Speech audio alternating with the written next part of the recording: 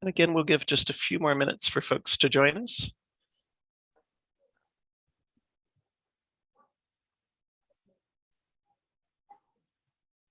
A couple more people trickling in here. We know that the evening hours are sometimes more difficult than daytime for some folks, but we wanted to make sure that it was available to people in the community who might be working during the day. As I said, we'll give a few more moments. I think people are starting to trickle in now. Welcome, everybody. If you will. Hello. Hi, Renee. How are you today? Good. If you will, folks, drop in the chat who you are and what your interest is in lead-safe housing. That'll help us in later when we're wanting to make sure that we're addressing all the right questions for people.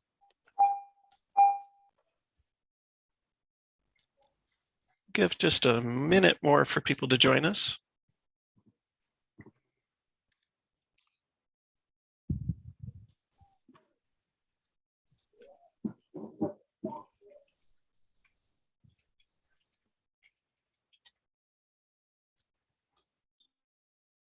Thank you, Sue.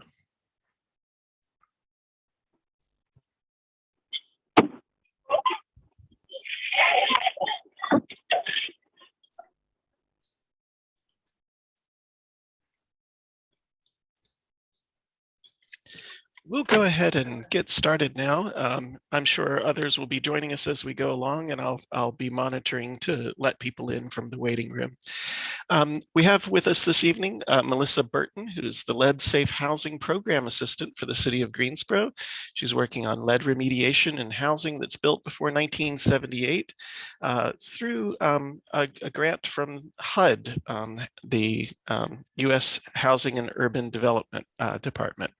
Melissa, we're going to turn things over to you. And again, this is being recorded so that we can post it again later for the public. Hi, everyone. I hope everyone's doing well and staying safe out here. I'm going to go ahead and start sharing my screen and start with my slides.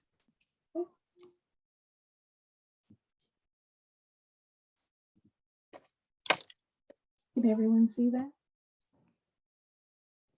Oh, Yes. okay. Well, I thought I heard another being. You just joining us. Thank you. I'm going to go ahead and get started, and at the end, I'll have opportunities for questions. Okay. This is the Lead Safe Housing Program Tenant Education Series.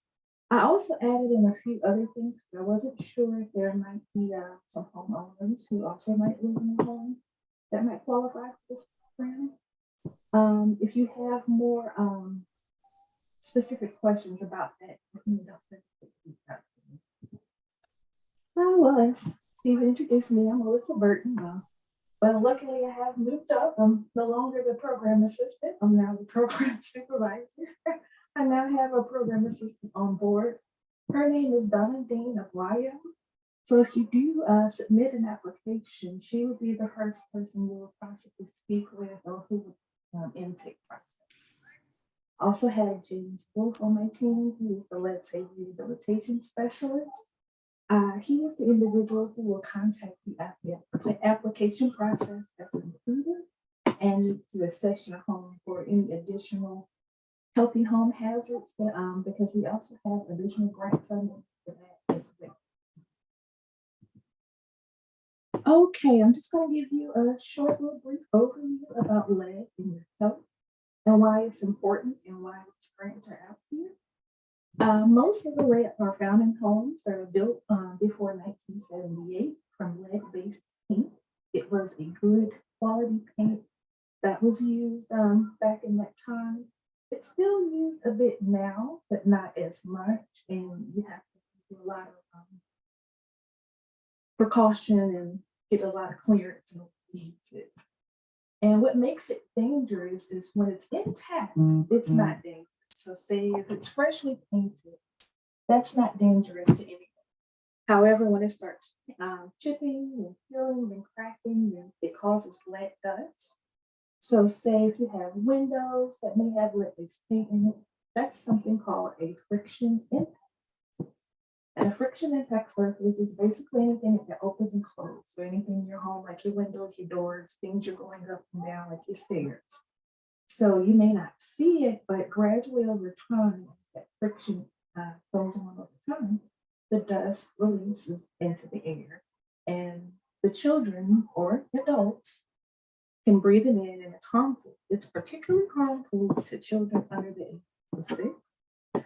And one of the reasons why our program is focused on children is because children in the small towns really explore the world through their senses. So, like most kids, they'll pick it up, put it in their mouth. They might pick up a lead paint chip, put it in their mouth. And another reason with that behind it is that, surprisingly, if you don't know, lead is actually sweet to the taste. So that's what makes it so attractive to children, because they taste it and like, that was sweet. Let me try some more. It's also, as I mentioned, it's a highly toxic metal that causes health problems, especially in young children. It's absorbed into the body, causes damage to the brain, other blood. And it also has. Melissa, we're losing your mic at times again. Oh no! Yeah. How about now? I think it's back to your computer mic instead of the earbud. Oh no. Okay. How about now? Much better. Yeah, when you're closer Okay. to it, it's much better. Thank you. Okay. All right. Let's see. And it also has long-term lasting effects on development, brain development. Okay, with Let's Say Greensboro, the eligibility is you have to have, of course, a unit that was built before 1978. It has to be within the city limits of Greensboro.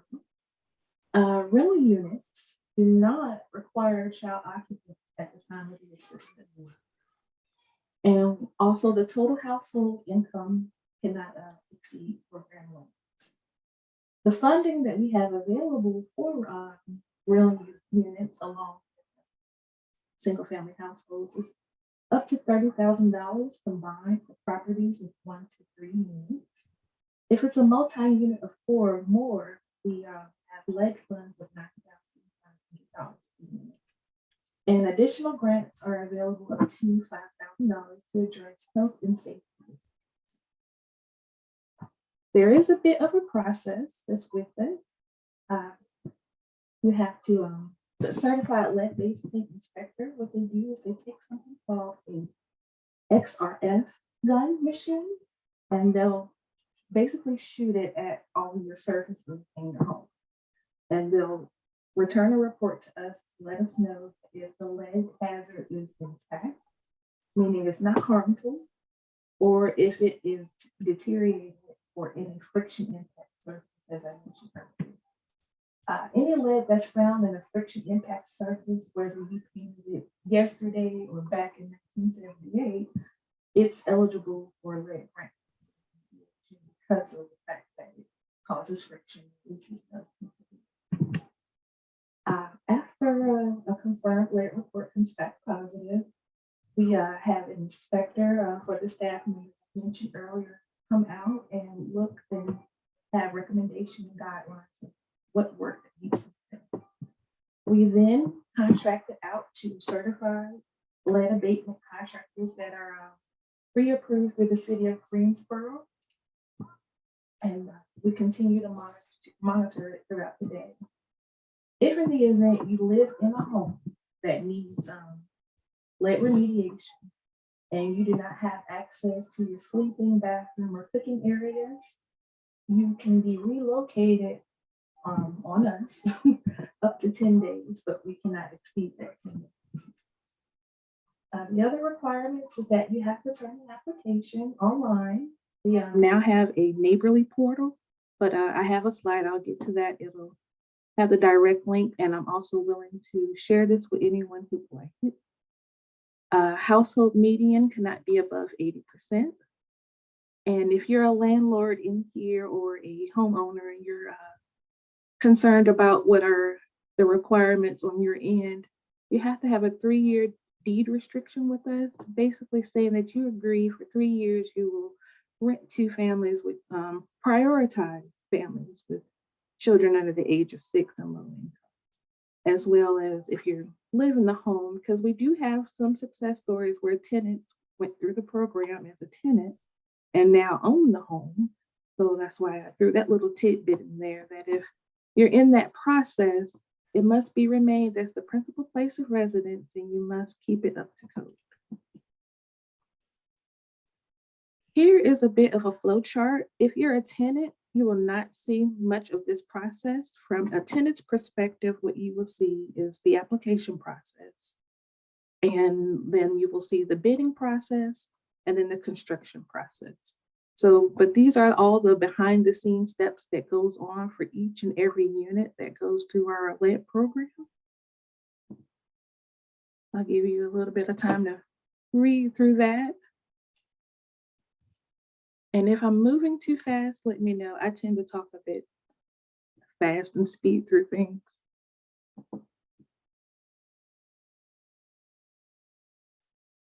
Okay. Okay, how to apply. As I mentioned, we have a neighborly software, and it's a link that you can go through and you can safely upload all your documents, even as a landlord or a tenant or a homeowner. Or you can go through our neighborhood development page for the City of Greensboro's website, or you can call us and have a copy to be mailed out to you. I have listed other websites that have other information on lead safety and awareness, which is the EPA, NC Healthy Homes, the CDC, and we also offer lead safety and awareness classes. So I would say that if you're a homeowner or someone who likes to do a lot of handiwork, our RRP course would be really beneficial. It's shorter than the other courses that we offer. Our other courses are more designed and detailed for contractors who are, renewing their certifications or looking to get into doing lead abatement. But our RRP courses, it gives like a crash course summary also about lead hazards, healthy homes, and safety. I added in a section for frequently asked questions. If your question isn't listed here, definitely feel free to put it in the chat, or my contact information will be at the end and you can feel free to reach out to me. One of the biggest questions that I was asked when I was a program assistant for the last grant was, why do you need tenants' income? Well, we need to make sure that we are providing services for families who are low income, because this doesn't just apply to tenants, it also applies for homeowners as well. So we have to be same across the board with our income guidelines. The next question is, will you share my income with the landlord? Also, when I was the assistant, I had a lot of tenants who had fears that we would share their income, especially if they were over the income. It would not be shared with the landlord despite status. If they're over the income, we might just send a letter saying your tenant is not eligible, but we will not say how much. Because unfortunately, some have been just a smidgen over. So it didn't mean that, they were making millions of dollars. Let's see here. And also the income is kept confidentially and shared only with city staff that handle the intake process and file keeping. This is not something that we publish or release. How long does the process take? Each step of the process is typically the same for each property. From a tenant or landlord perspective, it may seem lengthy. However, the construction phase of the process should not take more than 10 days unless there's some unforeseen events or circumstances. Usually the longest part of the process is getting the required documentation to qualify the applicant. And the last one, because it's always on everyone's mind lately, what measures do you take for COVID precautions? We hold virtual meetings in lieu of in-person meetings, mailed documentation with self-addressed stamp envelopes to send back to us. All city staff, contractors, and subcontractors are required to wear face coverings on job sites. The tenant or occupant will be contacted beforehand to complete a COVID screening assessment before entering the property if the tenant or occupant does agree to have staff and or contractors in their home.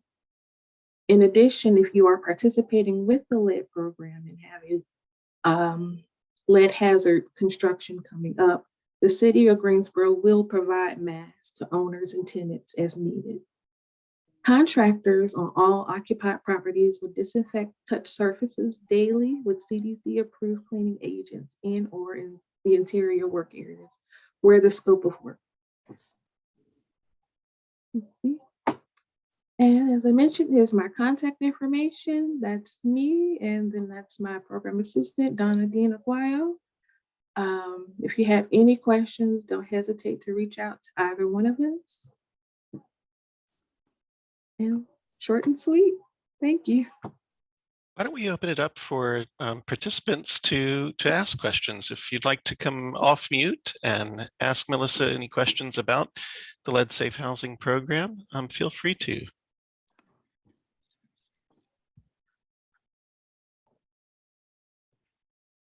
I have a question to maybe get us started.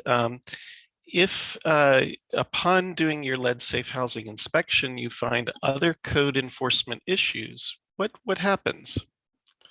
That's when we'll have a conversation with the owner to let them know, hey, these are the findings we found. This is what we can do. However, there might be some things we cannot do because it's over program limits. But hopefully it's within the program limits and we can remediate those situations. Excellent. We had a question in the chat. If you could put the contact information back up for a moment. Oh, sure.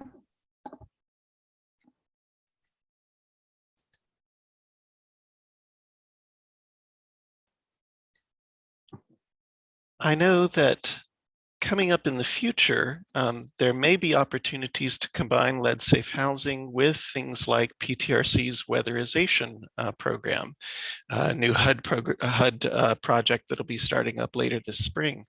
Are there other things like that where you can combine lead safe housing remediation with other types of programs, maybe emergency rental repair or those sorts of things? Yes, but they have different guidelines. Like we have a rehabilitation program, and right now at this time, it has different guidelines than the Lead Safe Housing Grant. So, but there is definitely still an opportunity to combine. However, it may cause the owner to come out of more out-of-pocket costs, but it's still an option that's on the table. Great. Do any of our viewers have other questions?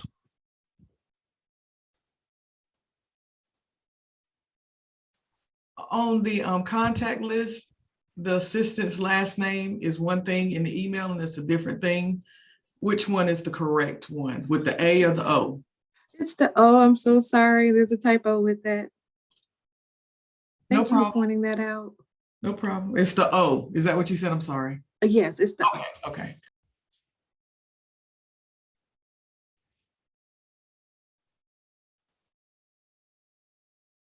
Does anyone else have questions?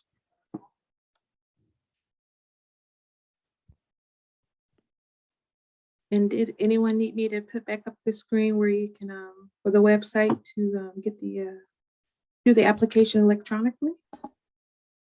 I'll be happy to do that. That would be great.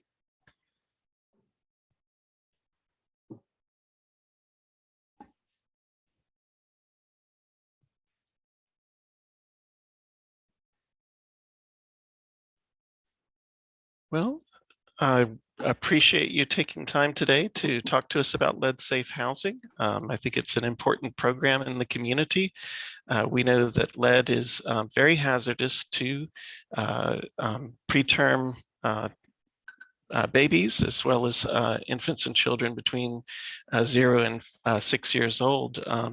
It's a hazard for their development and has been linked to poor school performance and other issues among youth for many years.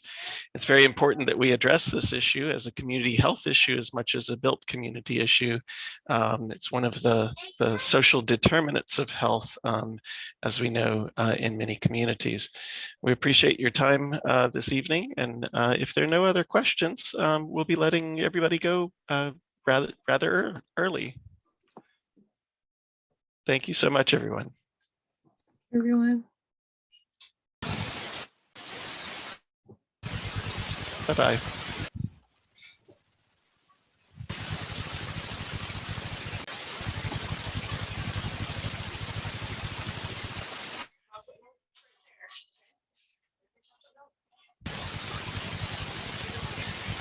I can't hear you, Eunice.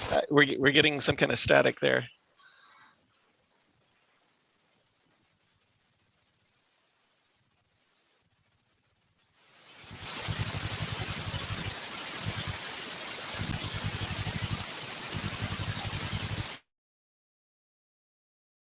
Certainly. I think Melissa's jumped off, but I can try to answer it.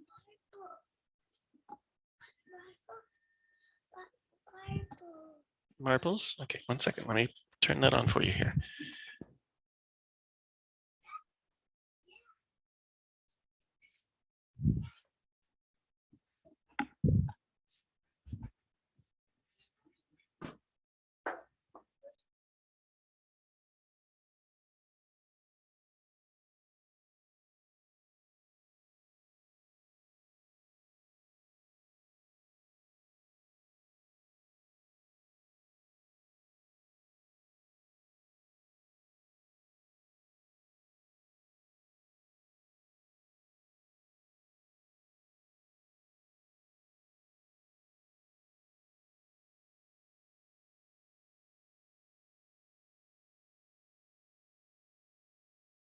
Great. So Eunice's question is around Medicaid communities and addressing issues of social determinants of health, and what can we do to help members and provide early education around lead in the home?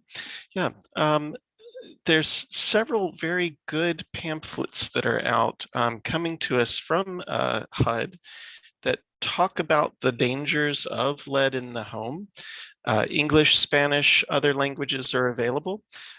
Easy to read, lots of pictures, very good resource. Let me see if I can pull that up real quick.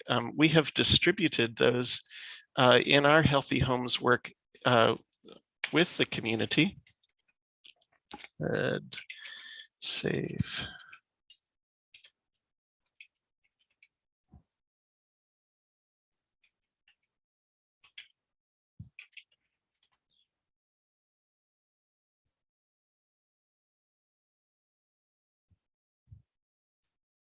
See if I can find that quick and easy. There's a really good one.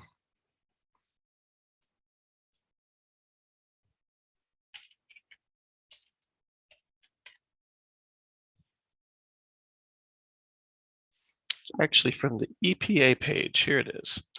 In the chat, there's a link, and I'll share my screen so that everybody can see that one. Protecting your family from lead in the home. And it goes into details about what types of homes might have lead, things to look out for, things that you can do to prevent lead poisoning, what happens if it gets into the body, how it gets into the body, the health effects of lead. And again, this is laid out in a way that's easy to read, lots of information,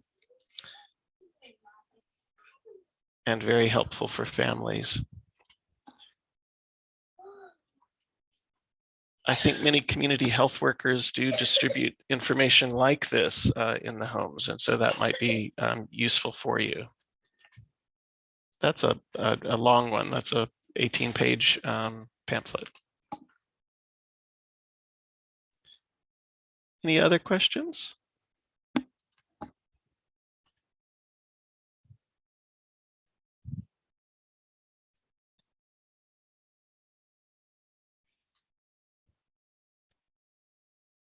Sounds good. Thank you so much for joining us.